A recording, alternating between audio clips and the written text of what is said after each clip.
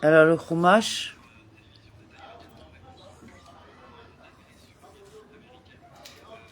lundi 27 Sivan, Korah, suite chapitre 16. Certes, ce n'est pas dans un pays abondant en lait et en miel que tu nous as conduits.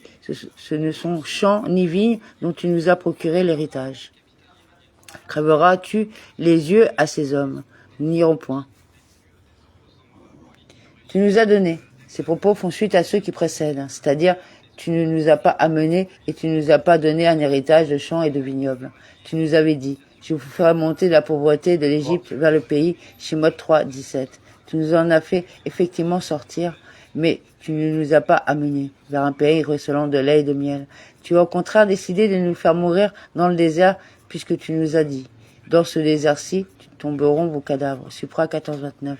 Crèveras-tu les yeux de ces hommes-là, même si tu nous as fait crever les yeux au cas où nous ne monterons pas vers toi? Nous ne monterons pas. Ces hommes-là, c'est comme quelqu'un qui rapporte sa propre malédiction à autrui, en parlant de lui-même à la troisième personne.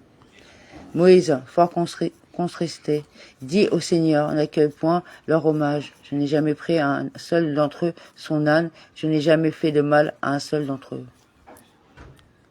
Moshe s'enflamma beaucoup. Il en fut très attristé. Minraj Taouma.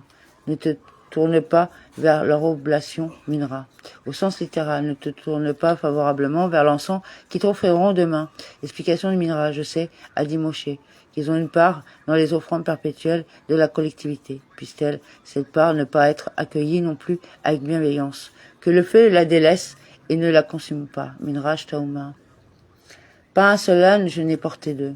Je n'ai pas pris l'âne d'un seul d'entre eux, Targonogelos. Et lorsque je suis allé de Midian en Égypte et que j'ai fait monter ma femme et mes fils sur un âne, chez Mod 420, j'aurais pu prendre cet âne à leurs frais, mais je n'ai pris que le mien. Le mot shaeret, employé par le Targonogelos pour porter, signifie en araméen réquisition royale. Baba Batra 47a. Moïse dit à Corée, toi et tout ton parti soyez devant le Seigneur, toi et eux ainsi qu'Aaron demain. Et eux, ta coterie.